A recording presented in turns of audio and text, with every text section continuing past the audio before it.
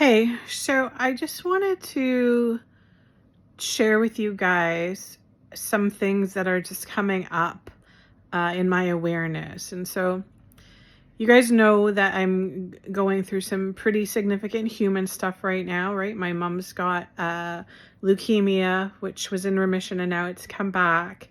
So I'm trying to navigate all of that for her.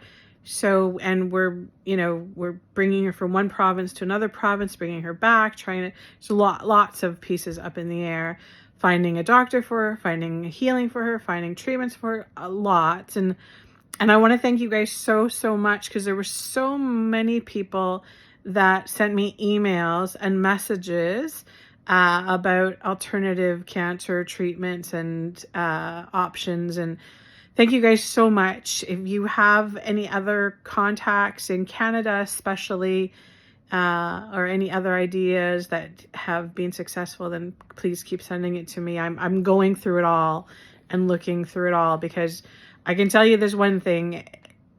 If you're just going to rely on the Western medical system, you don't have a very good chance of healing through any of it. So we definitely need to bring all worlds together to make this happen.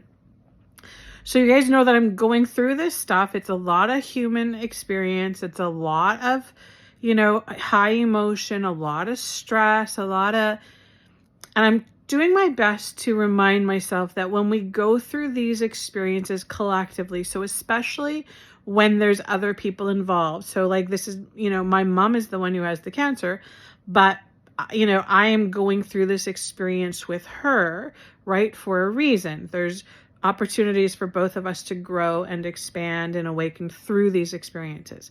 So I'm doing my best to remind myself about that, but I catch myself, and maybe you can relate to this, being the fixer.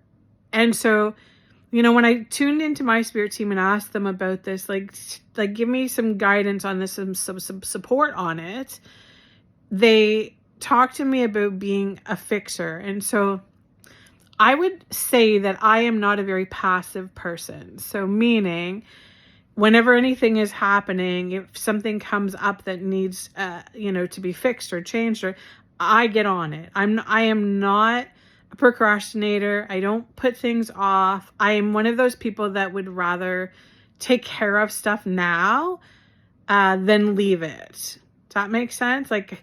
And because of that, they were calling me the fixer. Now, the energy vibrationally behind somebody who is a fixer is, you have to be, this is where the whole thing about balance comes in, right? Because as a fixer, right, I'm somebody that doesn't just let things happen. And I don't just take no for an answer. And I go to the next thing. If that person doesn't, I can tell you, I've talked to several naturopathic doctors in this last little while, and several doctors, and you can go through each one and be like, okay, nope, you don't know any more than I know. So I don't want you on the team.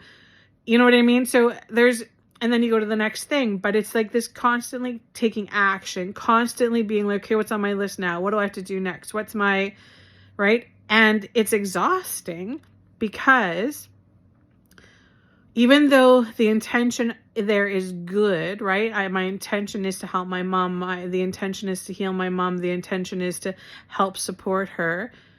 Even though that is coming from a good place, it's also fueled with the vibrational frequency of resistance. And so maybe you guys can kind of feel into this a little bit with me. And so I know when I was just having this conversation with my husband about it, because I was saying, I'm doing all of these things for my mom, and I need to be very, very mindful that as I'm doing all of this stuff, that I am allowing for some presence, for some grace to be in there.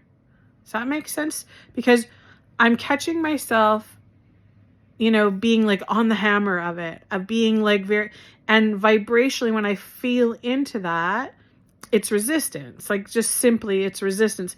And I think that we don't even realize sometimes that we do this, but the vibrational frequency of resistance literally stops you from being able to receive. Like, it does the exact opposite of what we're trying to do, right? So if I'm pushing, trying to make something happen, I'm pushing against the experience, and then the experience pushes back against me. Does that make sense? And so what I want to do then is I want to be able to take action, but I want to be able to take inspired action. So inspired in spirit, right? I want to be able to make sure that when I get on the conversation with one of the doctors, when I get on the phone, when I'm talking to the nurses or doing, whatever it is I'm doing in that moment, I want to make sure that I'm holding space for all possibilities to come through that. And I'm lucky because I'm fortunate enough that I have been able to catch myself when I haven't been doing that. And here's a way that you can catch yourself. So, when you're having a conversation with somebody and they're talking, but you're really not listening to them, and you're like ready to like ask the next question or do the next thing, but you kind of didn't receive fully what they were giving you. We do this all the time, right? Especially with our kids. Because we're like, yeah, I already heard what you have to say. Let's go on. Now you have to listen to what I have to say. And so it's really, really important when we are especially navigating things that are difficult. And this, again, it can pertain to whatever experience you're going through right now. So any experience this pertains to. But if we come into it with the reaction, taking the action of resistance to it, with that vibrational frequency, we're actually closing the doors to receiving, if that makes sense.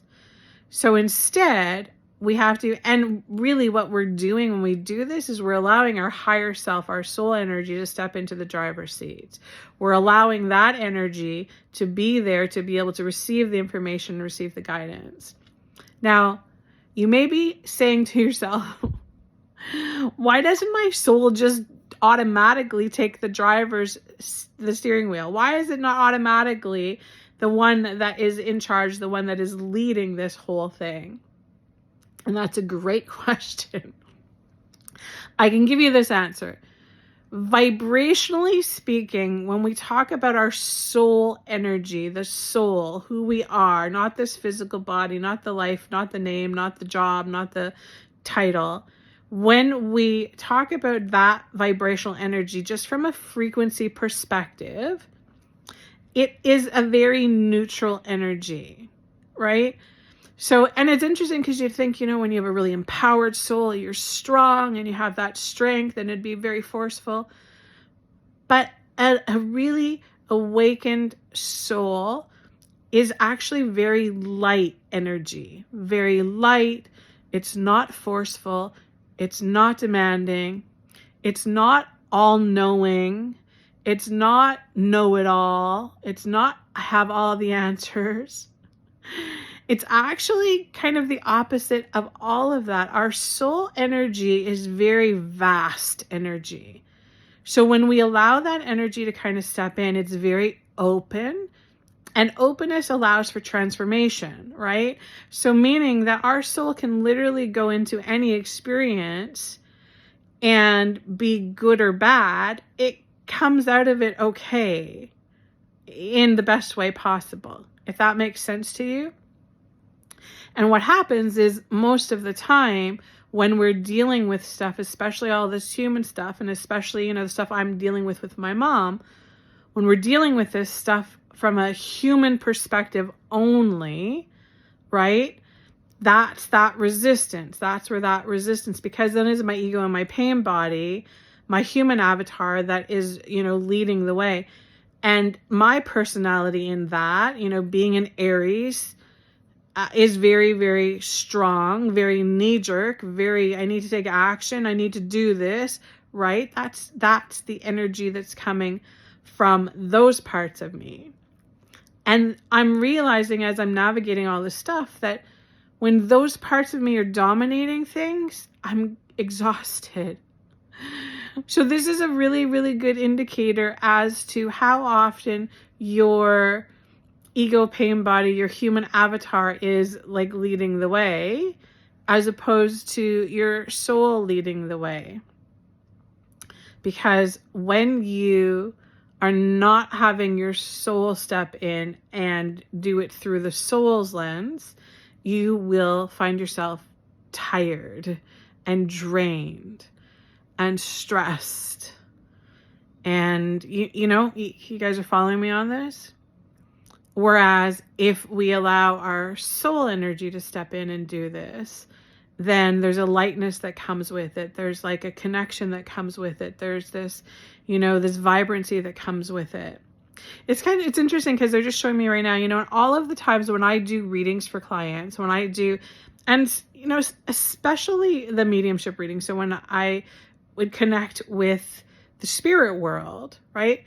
That is 100% done through my soul. My human avatar cannot connect to the spirit world, but my soul can. So when I do readings like that, I am connecting through my soul energy.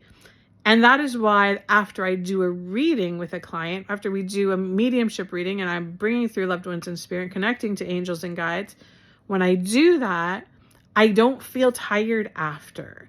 I feel renewed. I feel healed. I feel light. And that's because it's all done through my soul energy. Does that make sense to you guys? And, you don't just have to be a medium to be able to do that. You are a soul. So you have the capability to be able to, switch into that mode of your soul mode and do things through your soul mode.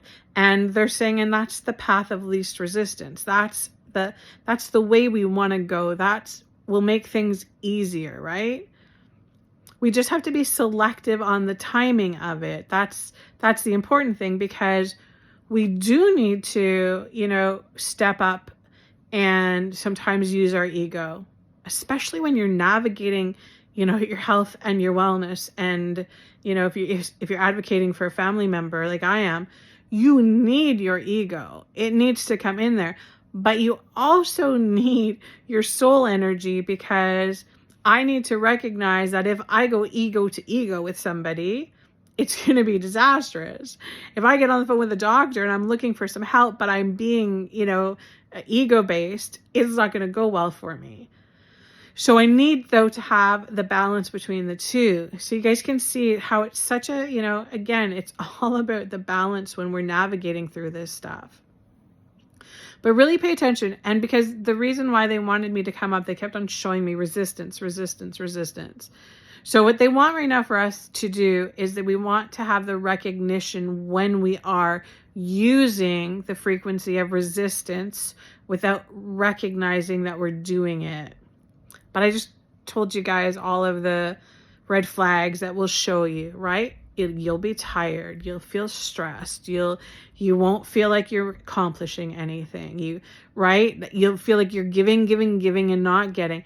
That's all because you're doing action, taking action through the vibration of resistance.